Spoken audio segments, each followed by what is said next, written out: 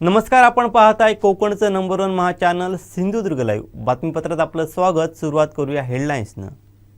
हेडलाईन्सचे प्रायोजक आहेत Tyzer hitech cotton shirts shine with horizontal stripes, widest range of shirts with horizontal strips.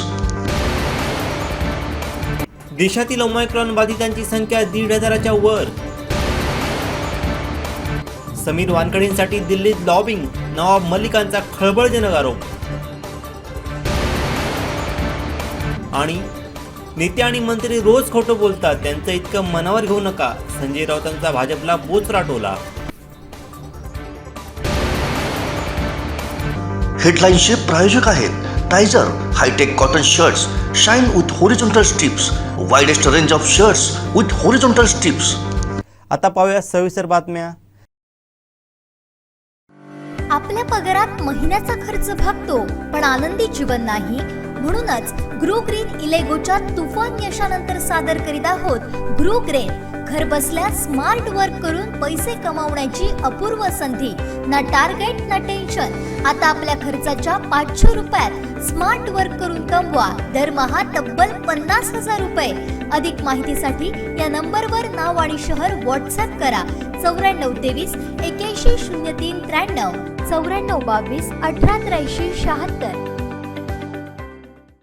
देशभरातील corona रुग्णांची संख्या या आठवड्याच्या सुरुवातीपासून मोठ्या प्रमाणात वाढू लागली आहे। दैनंदिन अवघे 5,000 रुग्ण सापडत होते, तो आकडा सध्या 25,000च्या पार गेल्याचं दिसतंय। देशात फक्त कोरोना रुग्णच नाही तर ओमायक्रॉन व्हेरियंटची लागण झालेल्या रुग्णांची संख्या देखील झपाट्याने वाढू लागली आहे। देशात गेल्या 24 तासात 27,553 कोरोना रुग्ण आढळले असून 284 जणांच्या मृत्यूची नोंद करण्यात आली आहे। तर देशभरातील ओमायक्रॉन बाधितांची संख्या 1,525 वर पोहोचली आहे। भारतातील 23 राज्यांमध्ये आतापर्यंत वेगाने पसरणाऱ्या ओमायक्रॉन प्रकाराच्या रुग्णांची नोंद केली गेली आहे। ओमायक्रॉन बाधितांची सर्वाधिक संख्या महाराष्ट्रात आहे। महाराष्ट्रात 460 रुग्ण असून पाठोपाठ दिल्लीमध्ये 351 रुग्ण आहेत। गुजरातमध्ये गेल्या 24 तासात 21 रुग्ण ओमायक्रॉन बाधित आढळले असून एकूण प्रकरणं 136 वर पोहोचली आहेत। तर तामिळनाडू 4थ्या क्रमांकावर असून तिथे 117 रुग्ण आणि केरळमध्ये 109 रुग्ण आहेत। पहिला अपडेट आणि पहिल्या बातमीसाठी सबस्क्राइब करा कोकणचं number 1 Maha channel Sindhudurg live. Like करा, शेअर करा आणि हो, बेल आयकॉनला क्लिक करायला विसरू नका। आता perfect academy admission cum scholarship test PSAT इयत्ता 10वीच्या विद्यार्थ्यांसाठी परीक्षा द्या आणि जिंका 1 लाखांपर्यंत cash prize, 100% scholarship, 10 educational tab. दिनांक 15 डिसेंबर ते 30 जानेवारी दर रविवारी सकाळी 10:30 ते 12:30 पर्यंत। परफेक्ट अकॅडमी, तळमजला यशोधरा, कुडाळ। राज्यात कठोर निर्बंध लागू करण्याचे संकेत आरोग्यमंत्री राजेश टोपे यांनी दिले होते। मुख्यमंत्री उद्धव ठाकरे हे निर्बंधांबाबत अंतिम निर्णय घेतील असंही त्यांनी सांगितलं होतं। त्यानुसार राज्य सरकारकडून नवे निर्बंध लागू करण्यात आले आहेत। राज्यात कोरोनाचा प्रादुर्भाव पुन्हा एकदा वाढतोय। जास्त प्रमाणात नवे कोरोना रुग्ण आढळून आले आहेत। तर राज्यातील ओमिक्रॉन बाधित रुग्णांची संख्याही 450च्या पुढे गेली। या पार्श्वभूमीवरती राज्य सरकारकडून 30 डिसेंबरला रात्री उशिरा नवी नियमावली जारी करण्यात आली।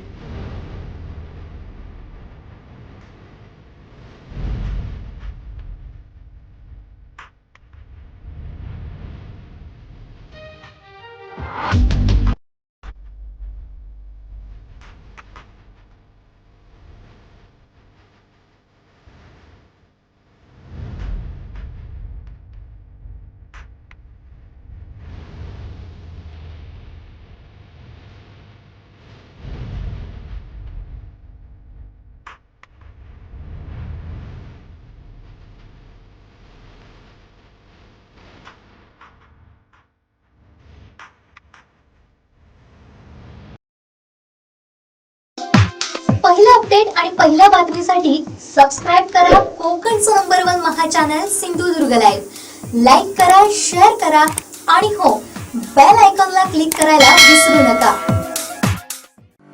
आता perfect academy admission cum scholarship test PSAT इयत्ता 10वीच्या विद्यार्थ्यांसाठी परीक्षा द्या आणि जिंका 1 लाखांपर्यंत cash prize, 100% scholarship, 10 educational tab. दिनांक 15 डिसेंबर ते 30 जानेवारी दर रविवारी सकाळी 10:30 ते 12:30 पर्यंत।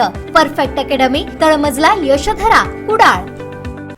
मुंबई क्रूज ड्रग प्रकरणावरून मुंबईत सुरू झालेल्या ड्रग्स रॅकेटचं प्रकरण अद्याप संपलेलं नाही. राष्ट्रवादी काँग्रेसचे प्रवक्ते आणि राज्याचे अल्पसंख्याक मंत्री नवाब मलिक यांनी या संदर्भात सातत्याने पत्रकार परिषद घेऊन एनसीबीचे अधिकारी समीर वानखेडे आणि त्यांच्या कुटुंबियांवरती आणि एनसीबीच्या कार्यपद्धतीवरती टीका केली आहे. आज नवाब मलिक यांनी पत्रकार परिषद घेऊन भाजपवरती गंभीर आरोप केला आहे. तसेच एनसीबीकडून देखील मागील तारखांच्या पंचनाम्यांवरती पंचांच्या सह्या घेऊन पंचनामे बदलण्याचे प्रकार केले जात असल्याचं ते म्हणाले. ये दो ऑडियो मैंने आपको सुनाया जिसमें मैडी नाम का कोई लड़का है, जिसे किरण बाबू नाम का अधिकारी है, कोई मामले में पंच था, उसे बुलाया जा रहा है कि पुराने डेट में आकर आप पंचनामा बदलो. उन्हें डर लग रहा है कि दफ्तर में अगर आएगा तो कुछ गड़बड़ हो जाएगी. कहा जा रहा है कि बाहर मिलके हम लोग पंचनामा बदल लेंगे. लड़का वानखेड़े से बात करता है, कोई डरने की बात नहीं, साइन कर दो. क्या एनसीबी का फर्जीवाड़ा अभी भी बंद नहीं हो रहा है? क्या एनसीबी के वरिष्ठ अधिकारी इस फर्जीवाड़े में शामिल है?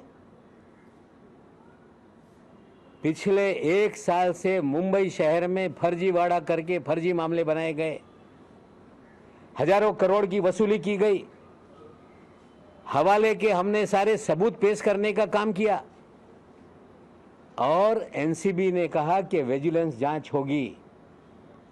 क्या हुआ विजिलेंस जांच का?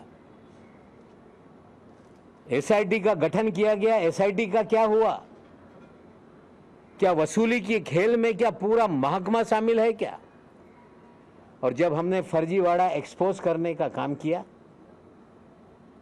अधिकारी के घर वाले हमारे खिलाफ कोर्ट में गए, मानहानि का दावा दायर किया, हमें बोलने से रोकने का प्रयास किया गया और हमने मानहानि के दावे में कोर्ट का आदर करते हुए वो सारे मामले कोर्ट के अलावा हम कहीं नहीं बोलेंगे.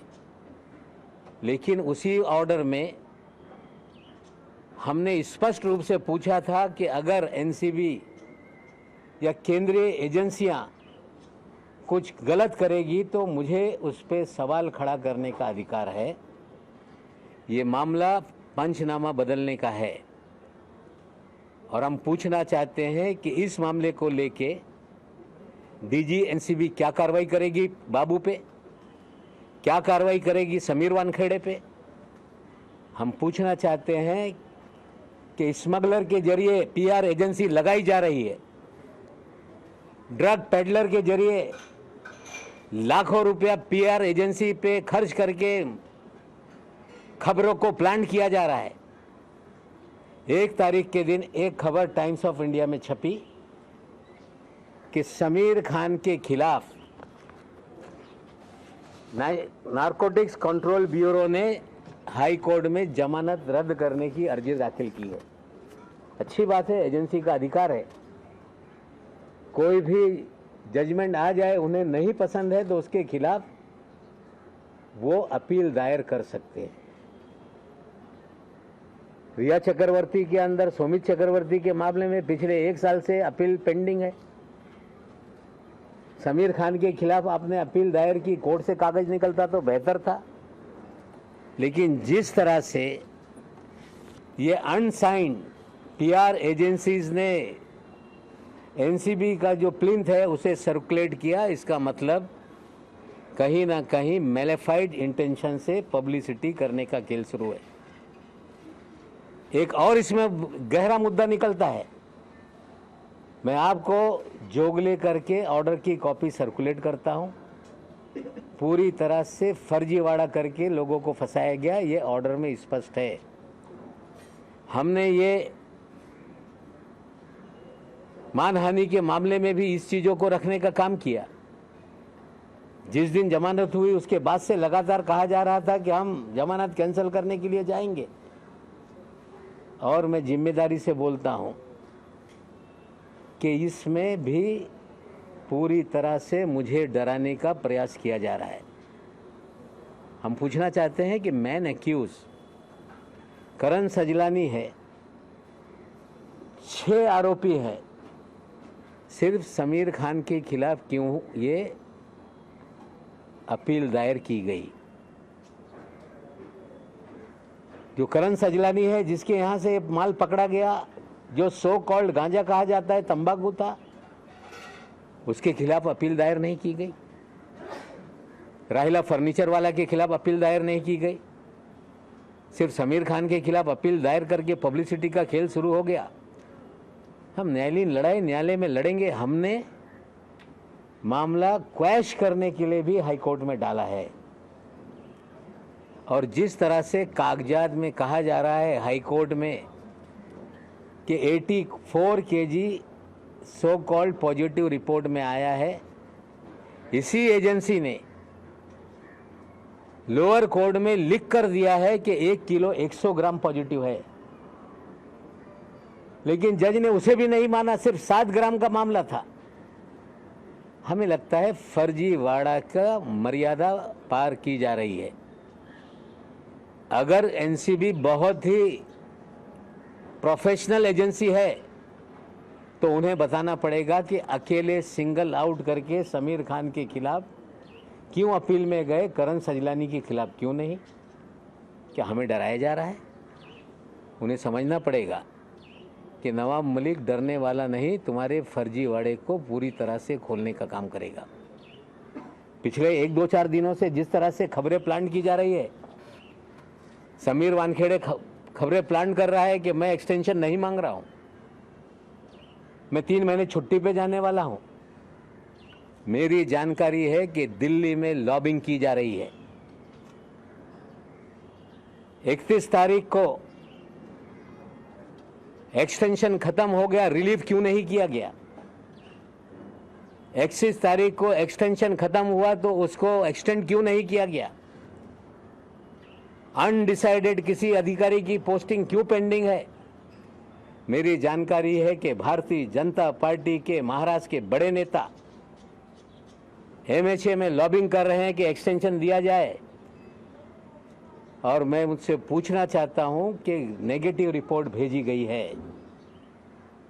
अधिकारियों ने लिखा है कि फर्जीवाड़ा करने वाला अधिकारी है।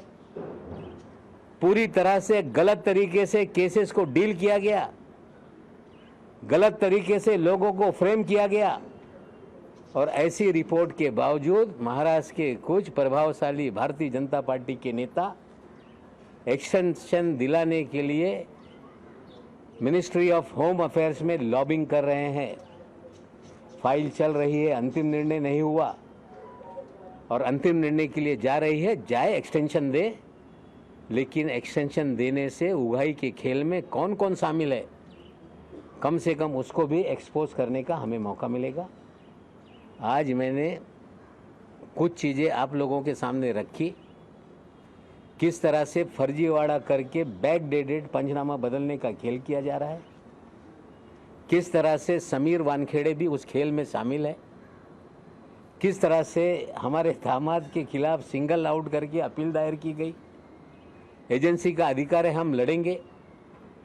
किस तरह से करण सजलानी ने जब पहले दिन गिरफ्तारी हुई थी, ब्लैंक पेपर पे साइन किया गया, उसका जवाब आज तक उन्होंने नहीं दिया। स्वयं उन्होंने लिख कर दिया है लोअर कोर्ट में कि 101 kg 100 ग्राम पॉजिटिव है, जो कि रिपोर्ट में 7 ग्राम है। अब कह रहे हैं अपील के अंदर के 84 किलो है। इनका फर्जीवाड़ा जनता में भी एक्सपोज करेंगे, इनका फर्जीवाड़ा कोर्ट में भी एक्सपोज करेंगे। और जिस तरह से फर्जीवाड़ा हुआ है मानहानि के केस में कोर्ट में साबित करेंगे। और नया फर्जीवाड़ा जितना आएगा हम ढूंढ रहे हैं, और हमें नए फर्जीवाड़े को एक्सपोज करने में कोई रोक नहीं है। आने वाले दिनों में और भी फर्जीवाड़े को हम एक्सपोज करने का काम करेंगे।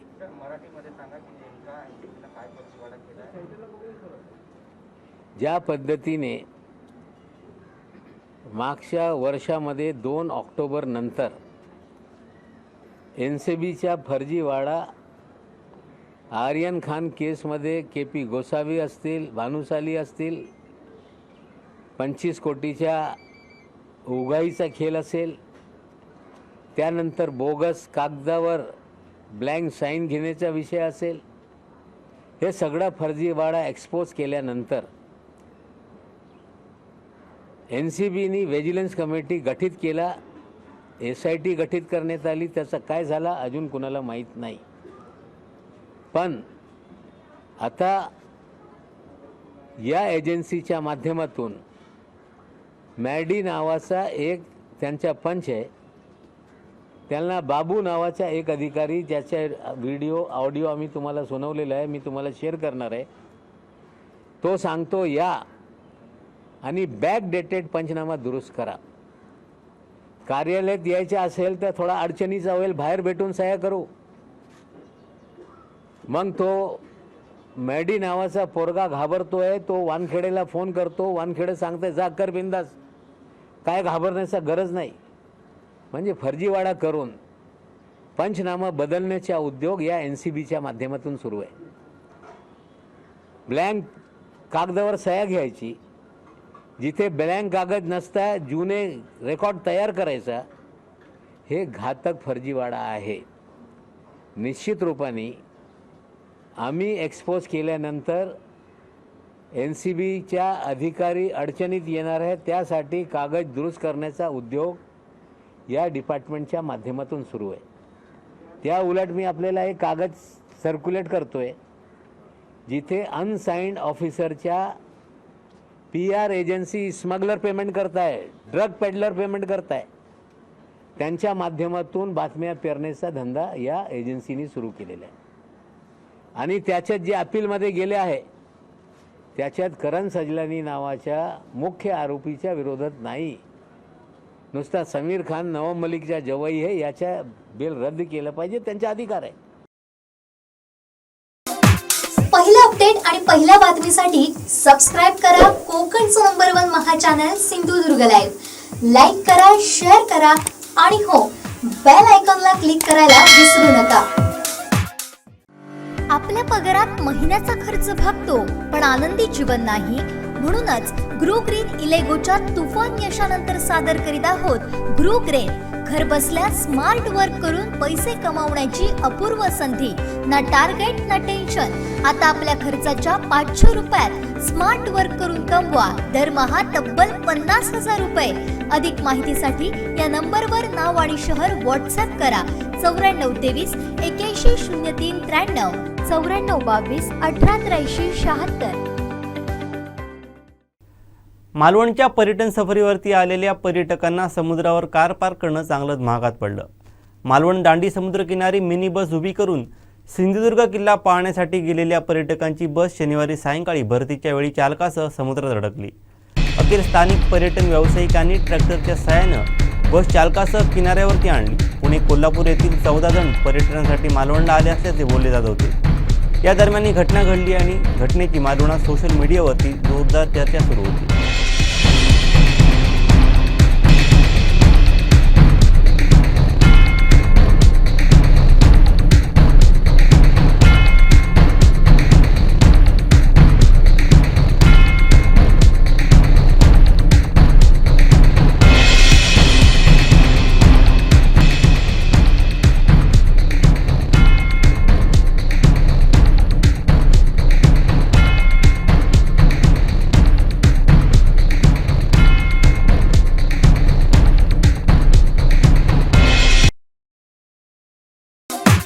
पहिला अपडेट आणि पहिल्या बातमीसाठी सबस्क्राइब करा कोकणचं number 1 Maha channel Sindhudurg live. Like करा, शेअर करा आणि हो, बेल आयकॉनला क्लिक करायला विसरू नका.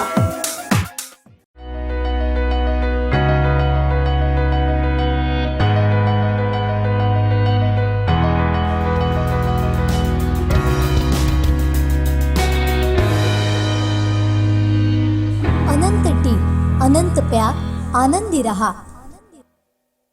नव्या वर्षात देशातल्या 5 राज्यांमध्ये विधानसभा निवडणुका होऊ घातल्या आहेत. या 5 राज्यांमध्ये उत्तर प्रदेश, पंजाब, उत्तराखंड अशी राजकीयदृष्ट्या आणि मोठी महत्त्वाची राज्ये देखील आहेत. त्यामुळे साहजिकच नव्या वर्षात राजकीय वर्तुळात आरोप प्रत्यारोप, दावे प्रतिदावे मोठ्या प्रमाणात पाहायला मिळणार आहेत. या संदर्भात शिवसेना खासदार संजय राऊत यांनी सामान्य नागरिकांना एक सल्ला दिला आहे. या सल्ल्याची सध्या जोरदार चर्चा सुरू आहे. पाहूयात.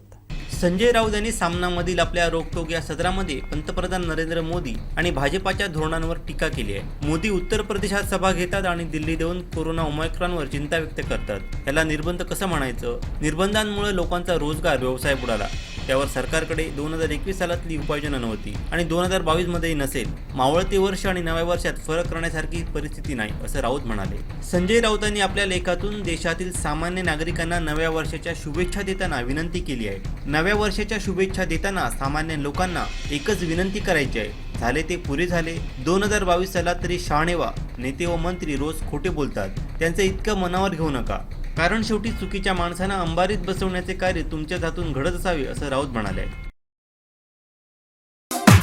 पहिला अपडेट आणि पहिल्या बातमीसाठी सबस्क्राईब करा कोकणचं number 1 Maha channel Sindhudurg live. Like करा, शेअर करा आणि हो, बेल आयकॉनला क्लिक करायला विसरू नका. आपल्या पगारात महिन्याचा खर्च भागतो, पण आनंदी जीवन नाही. म्हणूनच ग्रो ग्रीन इलेगोच्या तुफान यशानंतर सादर करीत आहोत ग्रो ग्रेन. घर बसल्या स्मार्ट वर्क करून पैसे कमावण्याची अपूर्व संधी. ना टार्गेट ना टेन्शन. आता आपल्या खर्चाच्या 500 रुपयात स्मार्ट वर्क करून कमवा दरमहा तब्बल 50,000 रुपये. अधिक माहितीसाठी या नंबरवर नाव आणि शहर व्हॉट्सअप करा. 9423 81 03 93 9422 1883 76.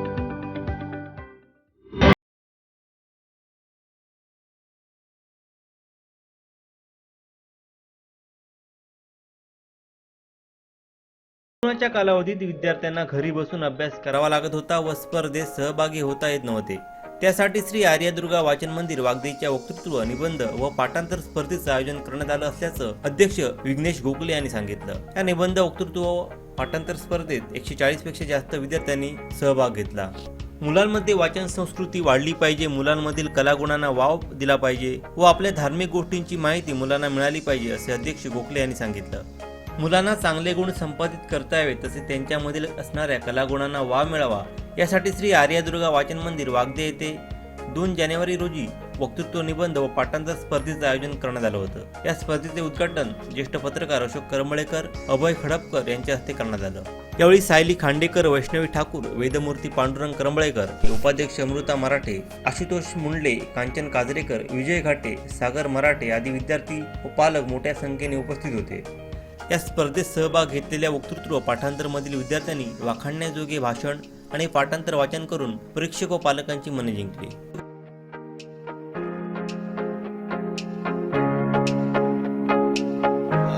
नमस्कार. आर्यदुर्गा वाचन मंदिरातर्फे आज नवीन वर्षानिमित्त आणि सध्या कोरोनाच्या पार्श्वभूमीवर 2 वर्ष कोरोनाचा काळ असल्यामुळे बऱ्याच विद्यार्थ्यांना घरी बसून अभ्यास करत लागत होता. त्यामुळे त्यांना स्पर्धेसाठी जे सहभाग घेऊन स्वतः स्पर्धेत भाग घेणं हे त्यांचं 2 वर्ष त्यांना जमलं नव्हतं.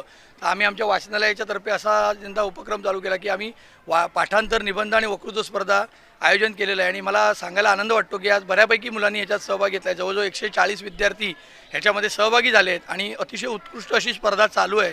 आणि ही स्पर्धा यशस्वी करण्यासाठी आम्ही प्रचंड मेहनत तर घेतलीच, पण आम्ही प्रत्येक शाळेत जाऊन प्रत्येक शाळेत त्याचं आमंत्रण करून, व्हॉट्सअप असेल, इतर माध्यमातून त्याची जाहिरात करून ही स्पर्धा यशस्वी करण्यासाठी आम्ही त्याच्यासाठी प्रयत्न केलेले आहेत. आणि ह्याही भविष्यात, ह्याही पुढे आमचे असे सामाजिक उपक्रम घेऊन वाचन संस्कृती वाढली पाहिजे. कारण मुलांवरचे जे आत्ताचे संस्कार म्हणजे आपले जे आहेत, उदाहरणार्थ रामरक्षा, मनाचे श्लोक, गणपती स्तोत्र, ही आता व्हॉट्सअप आणि ट्विटर या माध्यमामुळे मुलांना विसरत चाललेले आहेत. तर ती विसर पडू नये.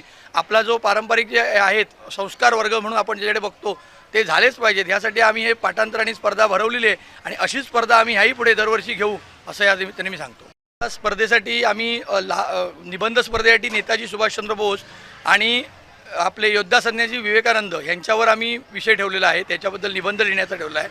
वक्तृत्वामध्ये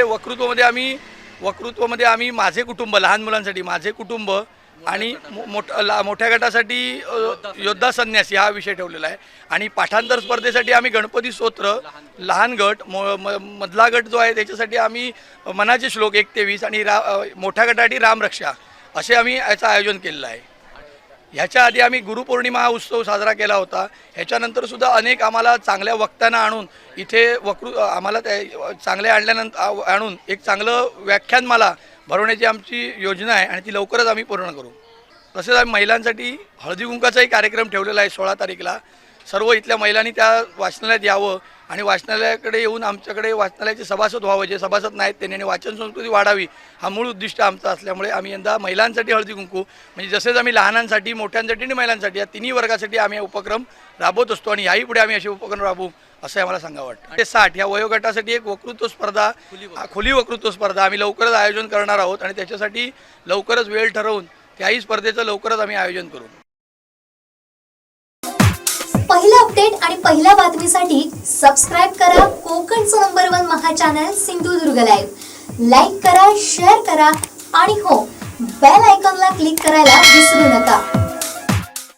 शेवटी ठळक घडामोडी पुन्हा एकदा.